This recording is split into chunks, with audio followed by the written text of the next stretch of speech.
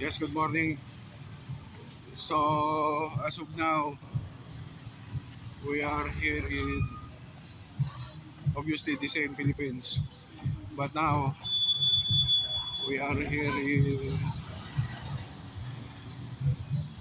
Parplang, Parplang province of the Philippines. With respect or with a point of view from Pasay or uh, Molovisya.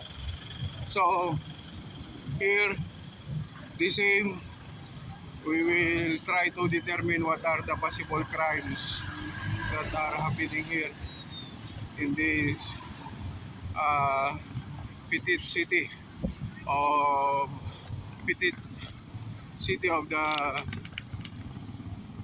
Coronadal City, South Cotabato. So here we have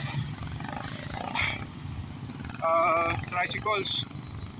So we don't have we don't have taxi here. So only downtown motorcycles and the possible crimes that can happen is only snatching.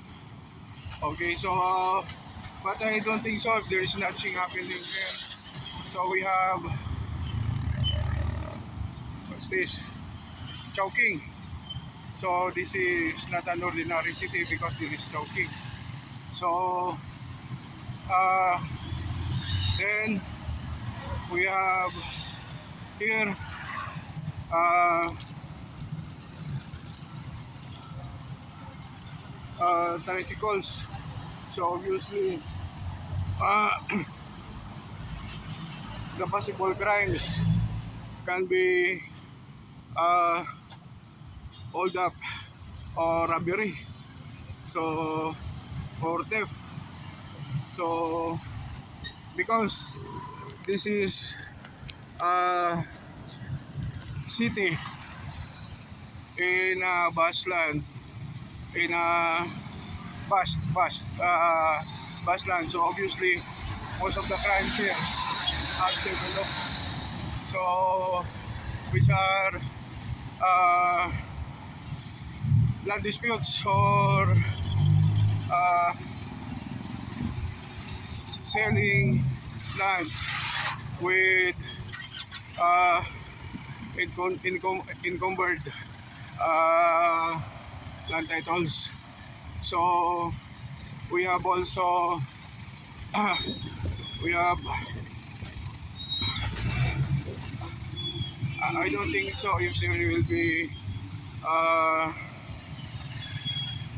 illegal drugs or prostitution happening here because this is uh, far city. So obviously uh, it can be uh,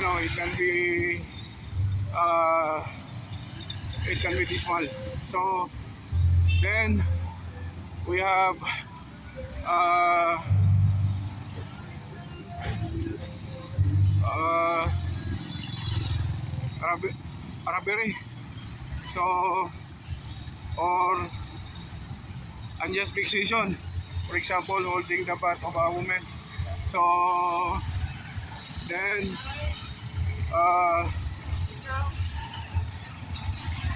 we have uh, what are the possible crimes.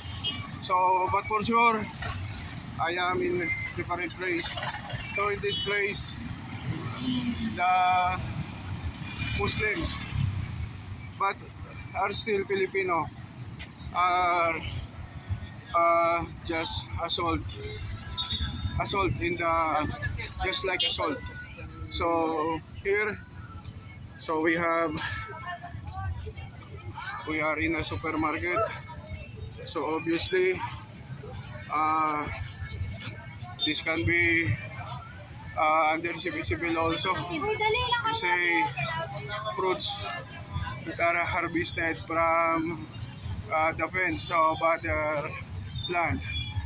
So with respect to economy, so the economy involving fruits can be affected by the theft of the uh, fruit vendors or those who sold them the fruits.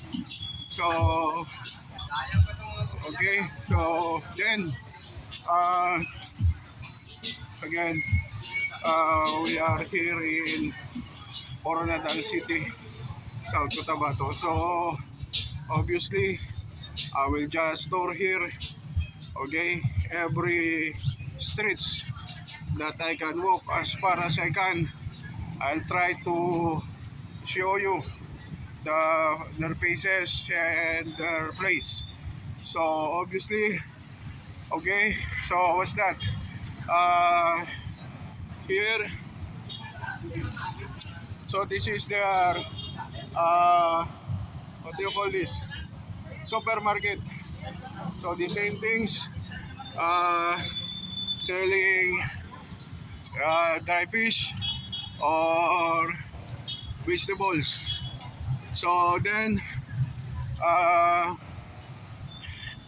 involving this one, what are the possible crimes here that you want to uh,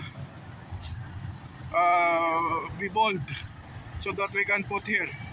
Okay, so then we have, what do you call this? So iba ang ano dito, iba yung ambience dito. So anyway, since I plan to upload this video with those people who majority understand English than the other languages. So here we are going to have almost 5 minutes of video with these people from different places here in Mindanao. So okay, so magdahan-dahan tayo, baka mabangga tayo. So meron din sila dito mga situation. So here, so okay, so I said that's their motorcycles. Okay, so parang okay, so we will just do it minutes, then we'll make another video in other corners of this damn city. Okay, so thank you and good day.